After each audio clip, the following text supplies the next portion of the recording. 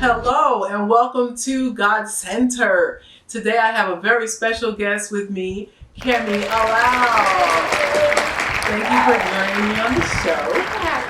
All right. So in the next few videos after today, and perhaps we will have more videos, but in the next videos to come, we will be talking about relationships, okay, and specifically marriage. However, I certainly did not want to miss the opportunity of discussing singleness, because after all, none of us wake up and discover that we're married. We're single first. So because we know we're single first and we have that walk to walk through, and it's part of our life, it's normal, it's healthy, there's nothing wrong with being single. I do feel that it is something that should be discussed, and so that's what I have invited Kemi to talk about. Okay, so I certainly, as when I was a single person, I had some things that used to irk me, and I'm not going to get into them just yet. I want to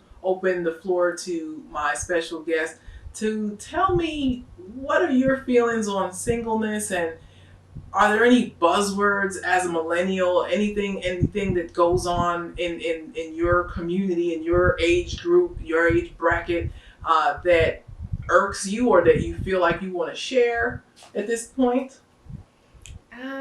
Yeah, okay.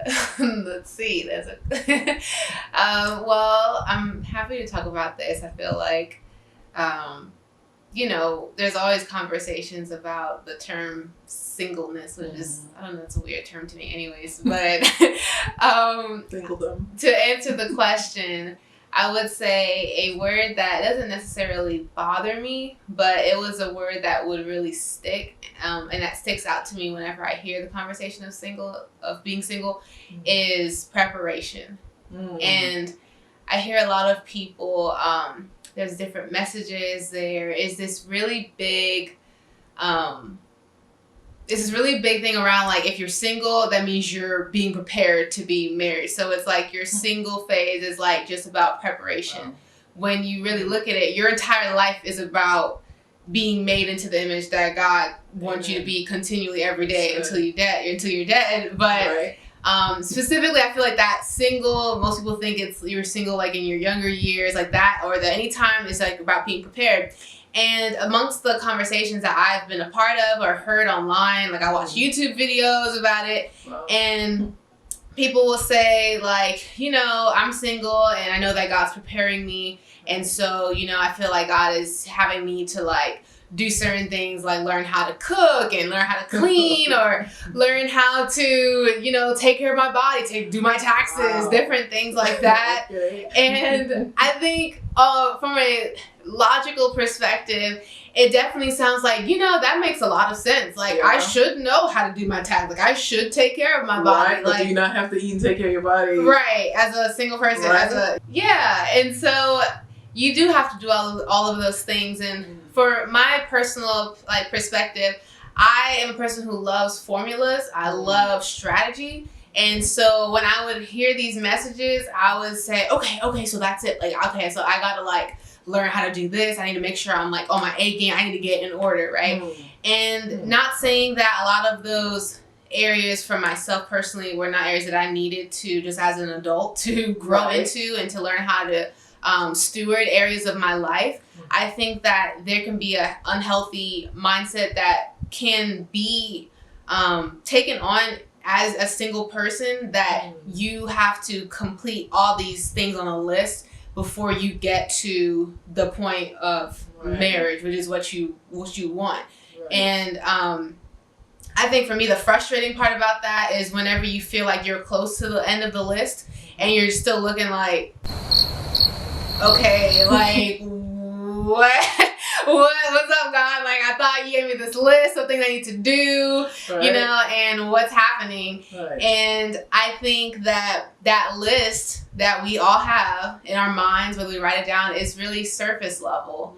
And not saying that because something is surface level doesn't mean it's not important, but that also we need to just look inward. Wow. Okay. So that was certainly that's definitely a lot of information, and it's useful information, and I really I love what you said about, you know, the preparation, how we're supposed to be leading up to becoming our best version of who we are in the sight of God, you know, and how important that is while we're here on earth. And I feel like that is certainly, that involves preparation, but it shouldn't seem like a daunting task. Like, you know, I feel like ultimately we do want to be that perfect bride of Christ while we're here on earth. We want to make sure we have oil in our lanterns. We want to always be ready, and that's part of preparedness, even for preparing to be a child of God. Not to say that your salvation can be snatched from you, but do you just want to be getting by in this life, or do you really want to be in the fullness of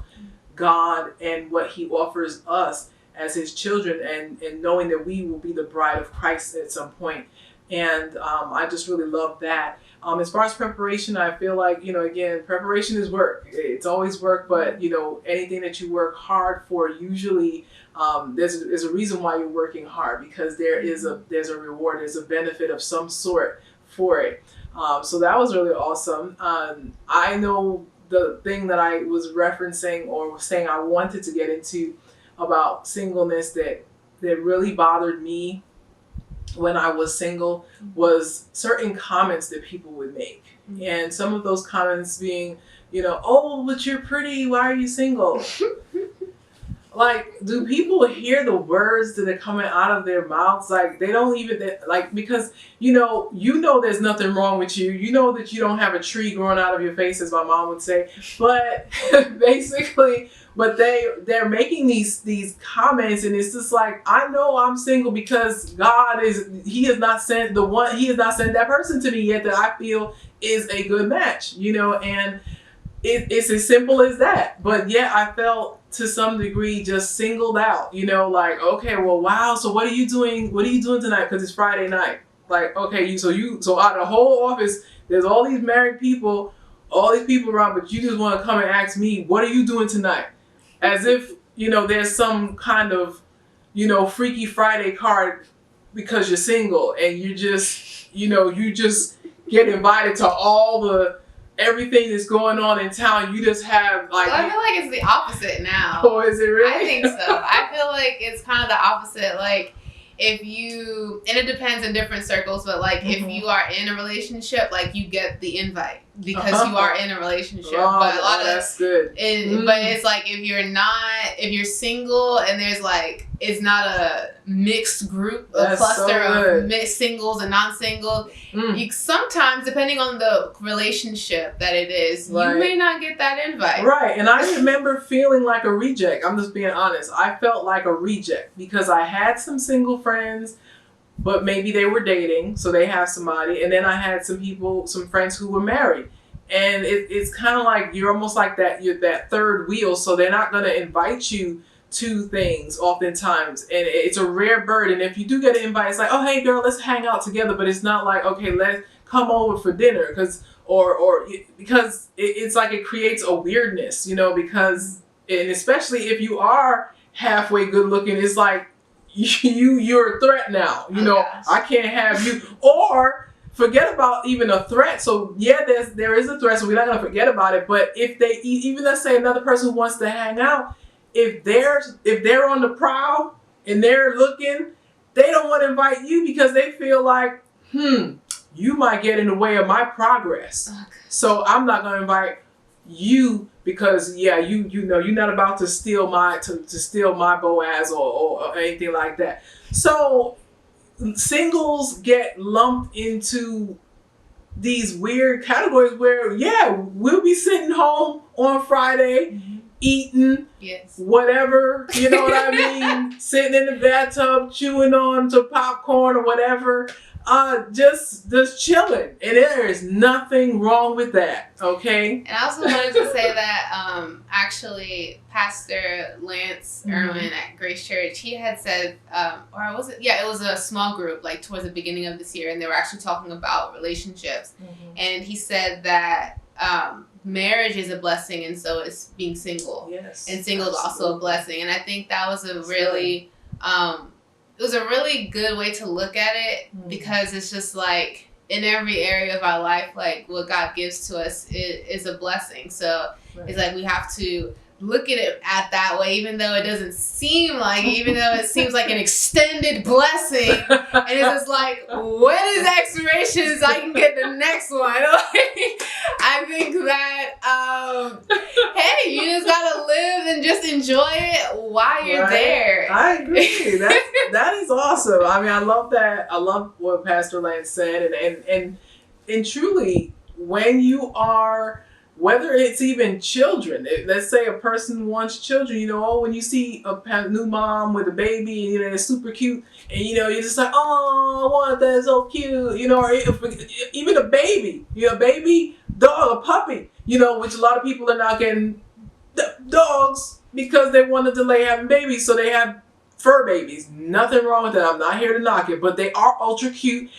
But you have to know what's going on behind the scenes, okay? So behind the scenes, that you got puppy pads, and you got poop to clean up, and you got accidents happening when they don't go on the puppy pads. We know about that. We have had dogs, so we know about this, and so it's a blessing, these little fur babies, but they are a lot of work. And you know, it's easy to see what someone has and say, oh wow, you know, I want that. Yeah. But so I'm really excited about these next few series that you'll be interviewing, hopefully different like married couples and just different people, because we get to see the puppy pads of marriage that we don't really get to see. We get to see under the bed, you know, not, you know, too private, but you know, I think it's healthy, because I think even in being single and you have this ideal lifestyle of marriage and you look at it on socials, or you even see people that you live with, and marriage is a beautiful thing. And I think it's a lovely thing to admire and to want in your life. I think, but it's also healthy to know, like, okay, what are we really, what are we getting into? You know? Absolutely. And know what you're getting into, and be afraid and walk into it, or be knowledgeable and walk into it. You know, you can. It's okay as long as you know and you have that wisdom. So I think this is going to be a really good series. Well, I'm excited for it, and I just want to say thank you for being on our show on today. And this is and this is not the last video on singleness, because I know how a lot of you know, the marriage discussions and seminars go and so forth, where you get one single, because it's single, you get one and one and done. We're not talking about singleness no more. So don't come back to this site, because we done talk about you already. Bye girl, bye boy, bye. We know we're not gonna do you like that. We got more coming for y'all. Okay, so we're not gonna leave you out there. Okay, because it's hang. We're not gonna do that. Okay, so thank you again for being on the show. Thank you for having me. Yes, ma'am. And we will see y'all next time on GodCenter. But until then, be sure that you keep God at the center of all you do. Bye-bye.